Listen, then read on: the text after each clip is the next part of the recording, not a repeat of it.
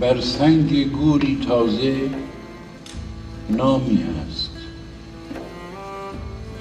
دارنده این نام را هرگز ندیدم.